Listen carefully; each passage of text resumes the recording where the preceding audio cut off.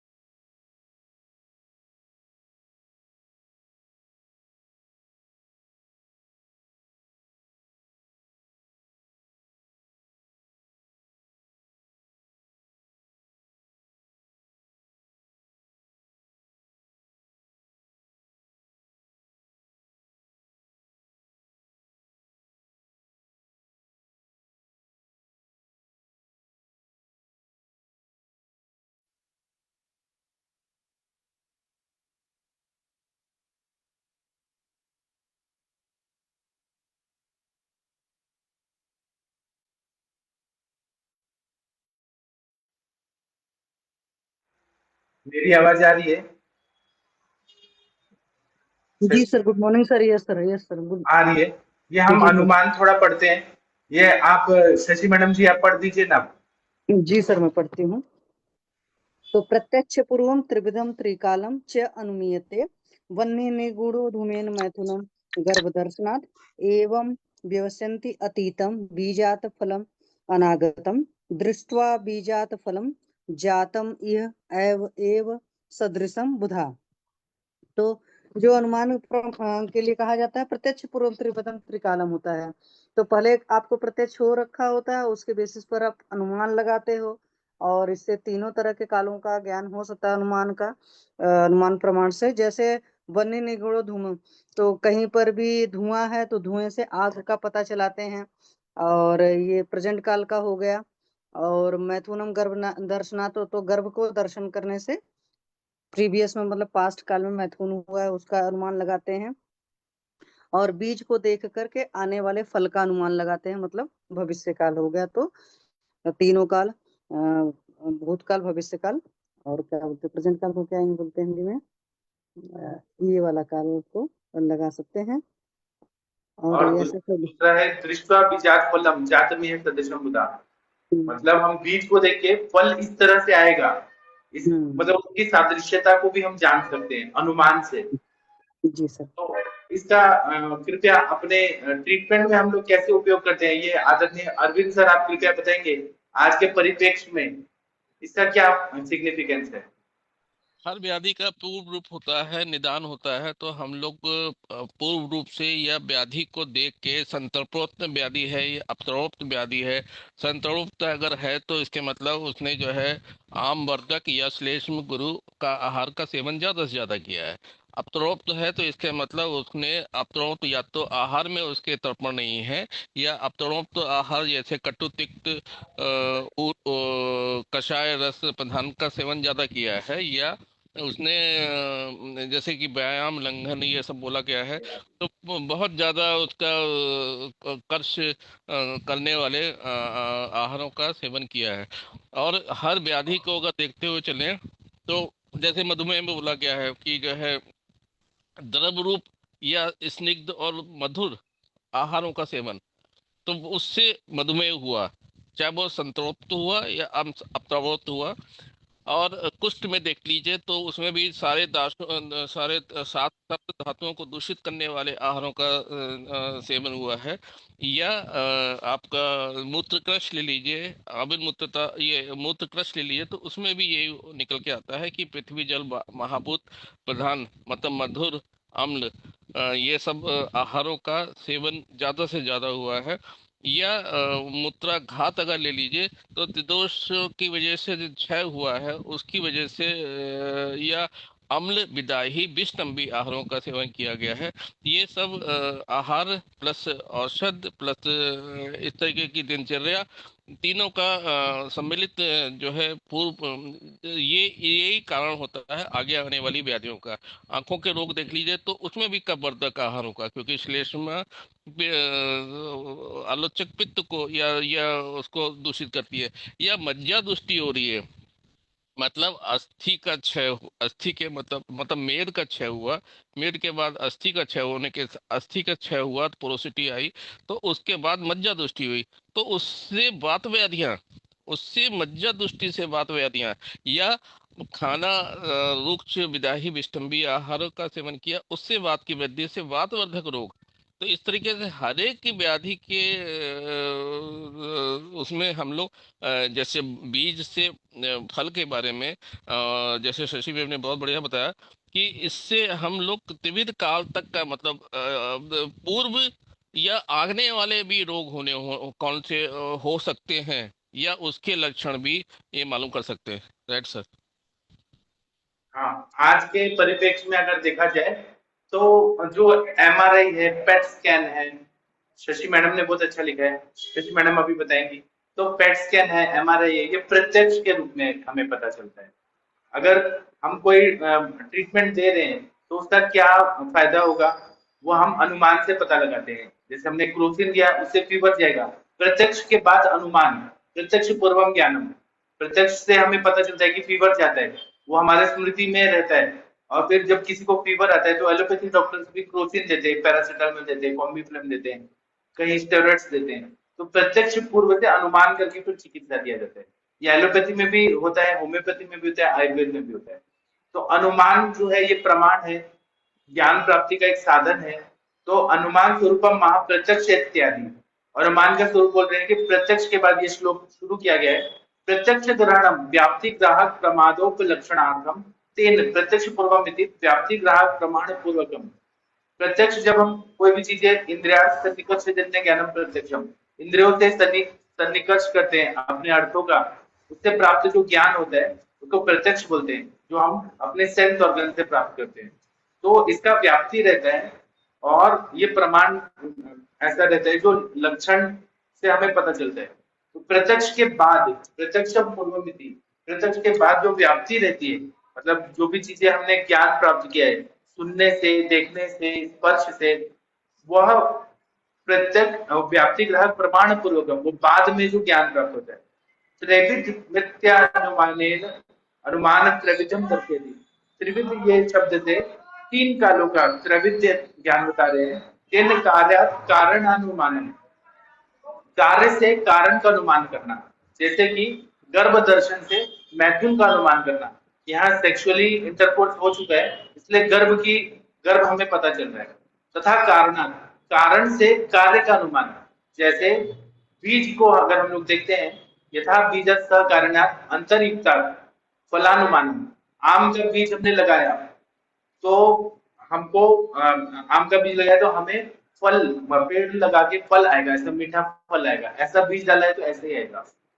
तथा अकार्य कारण भूतानम से सामान्य तो दर्शनात् अनुमानम, इसी तरह से हम कार्य कारण को देख के सामान्यतः जो अनुमान करते हैं, जैसे कि प्रत्यक्ष के रूप में बोल रहे हैं कि धूमात वर्तमान लक्षण संबंधित अग्नि अनुमान। धुआं देखा हमने पहाड़ पर तो हमें ये पता चलता है कि वहां पे अग्नि और धुआं का संबंध है, इसीलिए धुआं निकल रहा है वहां, इसलिए वहां पे अग्नि है। एतत् त्रिविध अनुमानम ग्रहीतम भवति। इस तरह से त्रिविध अनुमान पास्ट का मतलब भूत का, वर्तमान का और भविष्य का हम लोग को ज्ञान प्राप्त होता है। त्रिकाल मित्यने त्रिकाल विषयत्व अनुमान से दर्शयति। त्रिकाल ये शब्द से त्रिकाल के विषय से अनुमान को दिखाया जा रहा है। अनुमीयते इत्यत्र इति तद अनुमानति वाक्य पुरुषः। अनुमीयते मतलब हम जो प्राप्त ज्ञान प्राप्त अनुमीय ये क्रिया शब्द है, इससे अनुमान ये वाक्य शेष से हमें पता चलता है। तेन व्याप्ति ग्रहणादनु अनंतरम यते सम्यक निश्चीयते प्रक्षार्थो येन तद अनुमानम। व्याप्ति का ग्रहण जो है, व्याप्ति का मतलब कैसा है कि जो साहचर्य नियमो व्याप्ति, अग्नि और धुआं का जो साहचर्य है उसको हम व्याप्ति बोलते हैं, अग्नि और धुआं का। उसके बाद हम जो सम्यक परीक्षा करके जो प्राप्त करते हैं तर्क से, उसको अनुमान कहते हैं। व्याप्ति स्मरण सहाय लिंग दर्शनम इत्यर्थ। व्याप्ति को देख के उसके स्मरण से हम लोग उसमें जो लक्षण है उसका दर्शन करते हैं, यह अर्थ है। त्रिविध मिति यद्युक्तम तस्योदाहरण दर्श्यते वहनि इत्यादि। त्रिविध से यहाँ पे एक उदाहरण देके बताया है कि अग्नि से हमें धुआं का ये सब बताया है। यथाच व्याकृत में इस तरह से वहां पे व्याप्ति को यहाँ पे बताया है। निगुण अदृश्य माना, कोई चीज सीक्रेट है, कोई चीज हमें दिख नहीं रहा है, निगुण है, अदृश्यमान है, वो शब्द बोला है। एवं व्यवस्थित में मिति व्यवच्छेदा, यहाँ पे व्यवसाय जो किया जाता है वहां पे एकदम क्लोज रिलेशन से उसको व्यवच्छेद बोलते हैं। बीजादिति सहकर्ण्यात् अंतर जल कर्षणादि बोधव्यम। बीज जब हम डालते हैं उसके साथ में हम लोग पानी डालते हैं, फिर वहां पे ऋतु रहता है, अच्छा भूमि रहता है, इन सब का भी हमें ध्यान करना चाहिए और युक्ति से हमें पता चलता है। इसके बाद वाला जो श्लोक वो युक्ति से रिलेटेड है। अनागतम फलम सदृशम व्यवस्थिति संबंध, जो अनागत फल है, बीज लगा दिया तो ऐसा फल आएगा, उसकी सदृश्य वैसे ही आएगा। ये जो हम व्यवसाय करते हैं उसमें इंटर रिलेशन करते हैं उसको संबंध बोलते हैं। दृष्टवा बीजात फलम जाति मित्येन बीज फलयो, बीज को देख के फल आने वाला है। बीज और फल का कार्य कारण लक्षण से व्याप्ति दिखता है, व्याप्ति दर्शयति। यद्यपि च कारणम कार्यम व्यभिचरति, यहाँ पे कार्य और कारण व्यभिचारित रहता है। न तो अवश्यम बीज सद्भावे फल होती, ये हमेशा ऐसा नहीं है कि बीज जैसा ही फल आएगा। तथापि तब भी सकारण कारणांतरक बीजम फलम न व्यभिचरित अभिप्राय बदल, तब भी ज्यादातर वहां पे बीज और फल उनका व्यभिचार नहीं होता है, ये हम लोग जानते हैं। कारण सामग्री से कार्य न व्यभिचरते, कारण सामग्री से कार्य का व्यभिचार नहीं होता है, ज्यादातर कारण और कार्य एक जैसे ही रहते हैं। तो हमें ये पता चलता है कि जो कारण है उसी से कार्य होगा, इसलिए बीज को देख के वैसा ही उसकी सादृश्यता से फल भी आएगा। ज्यादातर हर बीज से अच्छा फल ही आएगा ऐसा नहीं है, लेकिन ज्यादातर अच्छा फल आता है, ये हमें समझ आता है। इस पर आदरणीय शशि मैडम आप कुछ बोलना चाहती हैं तो बोलिए प्लीज। सर ये बहुत बढ़िया एग्जाम्पल है, हमेशा दर्शन का तो है। यत्र यत्र धूम तत्र तत्र वह्नि, मतलब जहाँ जहाँ धुआं होगा वहां वहां आग होगी, और अनुमान प्रमाण का सबसे बढ़िया एग्जाम्पल है। और उसके अलावा और जो है कि फल, बीज से फल का दर्शन है या वृक्ष का पता चलता है, ये भी अनुमान प्रमाण के बहुत बढ़िया एग्जाम्पल है। और गर्भ वाला भी एग्जाम्पल है। तो ये सब सारी चीजें जो हैं तो बहुत बढ़िया है। और सबसे बड़ी बात है अनुमान प्रमाण के साथ में एक है कि प्रत्यक्ष का मतलब होता है प्रत्यक्ष, मतलब आंखों के सामने जो है, जो इंद्रियों के सामने है, सिर्फ आप उतना ही जान सकते हो। तो प्रत्यक्ष बहुत लिमिटेड होता है और अनुमान जो होता है बहुत ज्यादा होता है। आपने पहले कुछ देखा हुआ है, आगे आप सोचते हो, तो ये जो कह सकते हो कि लॉजिकल थिंकिंग के लिए या कुछ नया भी सोचने के लिए सारी चीजों के अनुप्रमाण ही काम।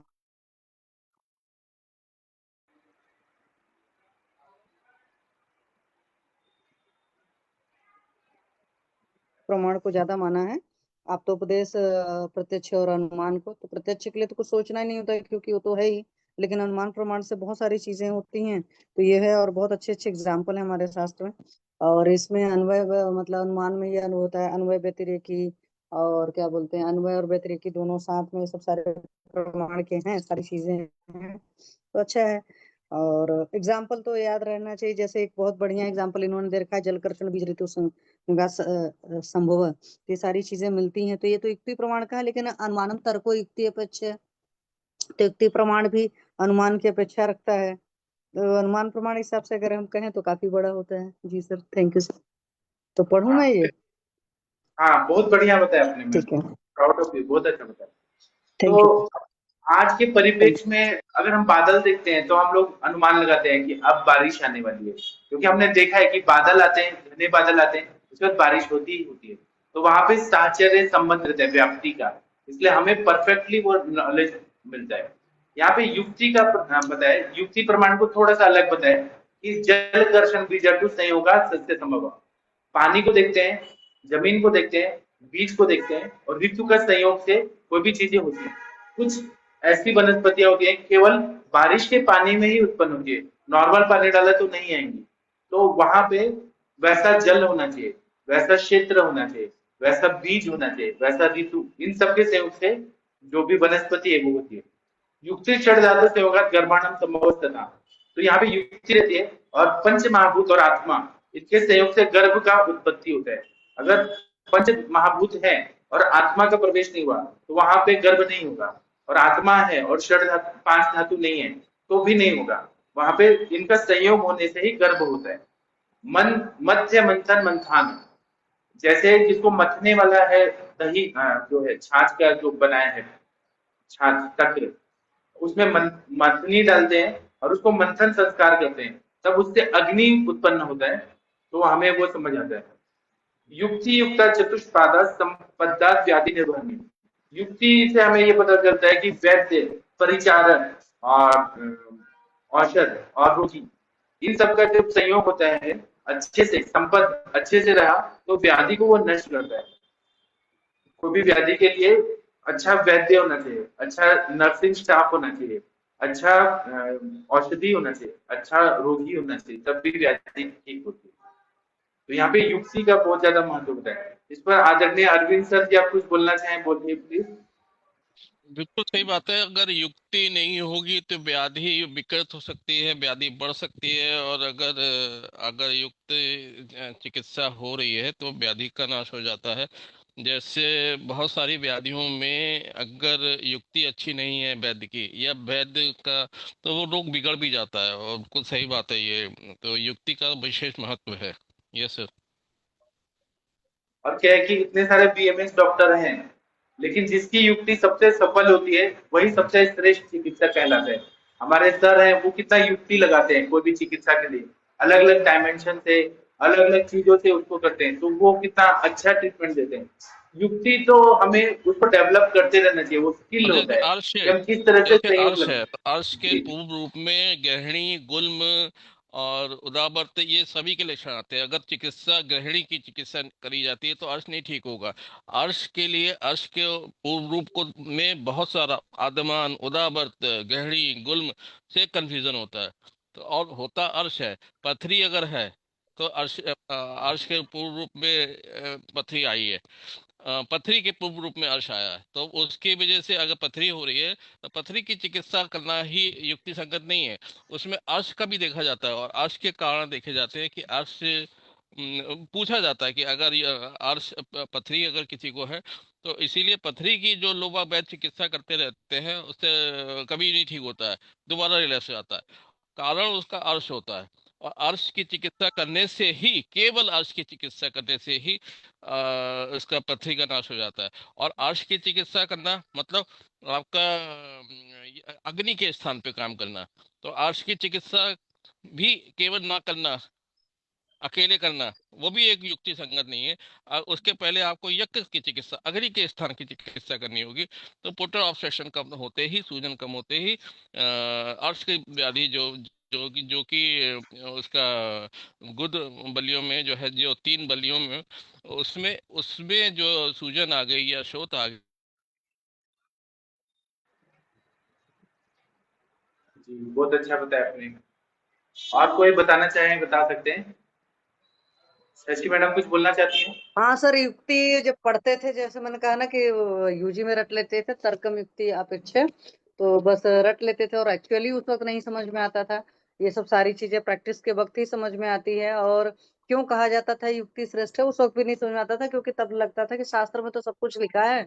मैं सच्चाई बता रही हूँ, जो अपनी मेरी थॉट थी कि सब कुछ लिखा है, तो क्या जरूरत है कुछ सोचने की। तब ये नहीं समझ में आता था कि पुरुषम पुरुषम वृक्ष का मतलब ये है कि भाई आपको सोचना पड़ेगा कि मात्रा का निर्धारण, ये चीज है। उन्होंने काल लिख दिए हैं, लेकिन काल का भी निर्धारण आप बदल सकते हो, क्योंकि तब ये नहीं समझ में आता था ना कि क्या हम अपने मन से बदल सकते हैं। हालांकि उतनी औकात भी नहीं होती यूजी में कि हम अपने मन से अपान काल को समान काल बना दें। और आज की डेट में जब प्रैक्टिस काफी टाइम करने के बाद समझ में आता है कि नहीं, इसको अपान काल में दिया तो इसको समान काल में भी दे सकते हैं, हमारी जैसी जरूरत हो, और रसायन काल में भी दे सकते हैं। मतलब इस तरह के जो डिफरेंसेस आते हैं वो वक्त के साथ आते हैं। तो ये भी एक तरह की युक्ति होती है। हालांकि जो कई बार आजकल के जो बच्चे होंगे उनको ये सब सारी चीजें तो आती होंगी बहुत अच्छे से, बट हमारे टाइम की जो है, मुझे यही लगता था कि बुक में तो सब कुछ लिखा है, कुछ तो सोचने की जरूरत ही नहीं है। मैं ऐसा सोचती थी, पर अभी सोचती हूँ कि नहीं, जरूरत है। और आप सोच सकते हो, और शास्त्र ने इजाजत दी है कि आप अपने मन से सोच सकते हैं, मात्रा गंधारण आपको करना है, क्योंकि हमें किस मरीज को कितना देना है। ये और यही वजह है कि जैसे बहुत सारे लोग आयुर्वेद पर बहुत सवाल उठाते हैं कि इनमें तो मात्रा गंधारण नहीं दे रखा है, ऑथेंटिक साइंस नहीं है, क्योंकि उनका वही चलता है कि पर केजी बॉडी वेट के हिसाब से पीसीएम का ये डोज होता है, पर्टिकुलर एंटीबायोटिक का ये पर्टिकुलर डोज होता है। तो उनका ये नौटंकी चलती है, मतलब बॉडी वेट, मतलब सब कुछ आपका बॉडी वेट हो गया। जो हमारे यहाँ है कि आपका बल कैसा है, साथ में कैसा है, उन चीजों के उधर में कोई वैल्यू नहीं है। और इस बेसिस पर हमारे साइंस को बोल देते हैं। चरक जी ने सब कुछ लिखा हुआ है, बाद के उसमें कहीं कहीं पर मात्राएं, जैसे शारंगधर ने निर्धारित करी है कि भाई इस चीज की ये मात्रा होगी, चूर्ण की इतनी है, क्वाथ की इतनी है। लेकिन वहां पर भी वो बिल्कुल स्टैंडर्ड नहीं है, क्योंकि कोई भी इंसान का जो बल है, चाहे वजन है, चाहे कोई भी चीजें हैं, वो नहीं है। और इसी तरह हम मॉडर्न एनाटॉमी जब पढ़ते हैं या एनाटॉमी पढ़ते हैं, तो हमें पता है कि उसमें जो लिखा रहता है कि हार्ट की ये साइज है, लंग्स की ये साइज है, वो एक मीन वैल्यू होती है, वो स्टैंडर्ड नहीं होती है। उसमें वेरिएशन हो सकता है। जैसे बोलते हैं 1 लाख लोगों में एक आदमी में हार्ट जो होता है राइट साइड होता है। तो ये आखिर एक्सेप्शन आया ना, तो जब एक्सेप्शन आया तो समझने की जरूरत है, और इसीलिए शास्त्र में अलग अलग लिखा हुआ है, और इसीलिए चिकित्सक की युक्ति बहुत जरूरी है। और जैसा कि अरविंद सर ने कहा कि बड़ी सही बात है कि अगर आपकी जितनी बढ़िया युक्ति होगी तो उतनी बढ़िया चिकित्सा होगी। और मैं अभी कल सुश्रुत पलट रही थी, तो सुश्रुत में एकदम क्रिस्टल क्लियर लिखा है कि व्याधि, हालांकि हर जगह एक है कि असाध्यावस्था साल भर के बाद आती है, लेकिन उन्होंने क्रिस्टल क्लियर लिखा है कि अगर डायग्नोसिस सही नहीं है, निदान नहीं सही हुआ है, तो चिकित्सा हमेशा असाध्य हो जाएगी। मतलब वो व्याधि जो है असाध्य हो जाएगी, वो कभी नहीं क्योर हो सकता है।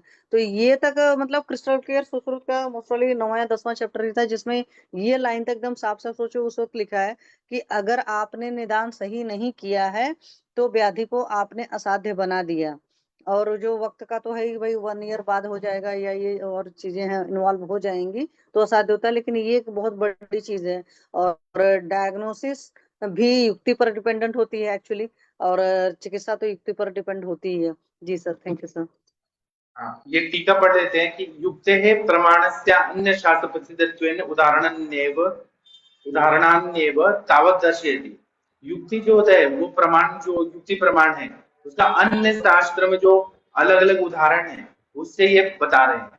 उदाहरण ज्ञाते युक्ति लक्षण सुखियन ज्ञाते इत्यभिप्राय। उदाहरण जब हम बताते हैं तो युक्ति का लक्षण जो है सुख पूर्वक हमें ज्ञान प्राप्त हो जाता है, यह अभिप्राय है। जल कर्षण इत्यादि, जल कर्षण इत्यादि से बताया। कर्षण शब्द कर्षण संस्कृता भूमि देते, कर्षण शब्द से यहाँ पे भूमि को ग्रहण करना चाहिए। जल कर्षण बीजड़ तो संयोगा सत्य संभव भवति यस ज्ञानम तद्युक्ति रीति योजना। तो जल हो गया, भूमि हो गया, बीज हो गया, और ऋतु का संयोग से कोई भी वनस्पति है उसका उत्पत्ति होता है। ये ज्ञान हमें युक्ति से ही समझ आता है।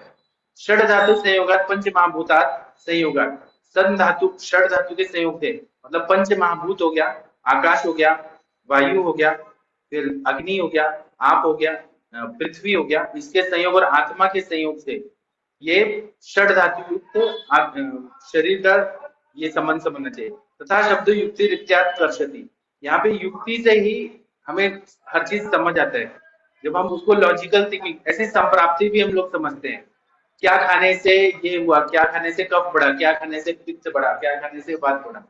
मंत्र मंथन काष्ठ यंत्रकम, मध्य का मतलब है कि मंथन करने वाला जो लकड़ी का यंत्र होता है। काष्ठ मतलब मंथन होता है, मंथना मतलब काष्ठ ब्राह्मण, मतलब जो उसको मंथन संस्कार करते हैं, लकड़ी को ऐसे घुमाते हैं कि वह मंत्र का इति पाठा तत्र मंथाना ब्राह्मण माण काष्टम। जब मंथान का मतलब है कि हम मंथन संस्कार करते हैं, लकड़ी को ऐसे घुमाते हैं। संयोगा मिलकर मिति बोधव्यम, संयोग मतलब मेलक होता है, हम उसको ऐसे जब संयोग करके संस्कार करते हैं। यह तो मंथन से क्रिया रूप से संयोग ने संगठित, मंथन का क्रिया रूप संयोग यहाँ पे नहीं है। मंथन शब्देन मंथन रज्जु उच्यते, मंथन शब्द से मथने वाला जो रस्सी से पहले जो करते थे कृष्ण भगवान की उसमें आपने देखा है कि रस्सी से फिर वो मंथन को आगे पीछे करते थे। युज्यते समंजन थी युक्ति, युज्यते जहाँ पे योजना किया जाता है उसका जो संबंध लाता है उसको युक्ति बोलते हैं। तया 1 मिनट हो जाएगा अभी।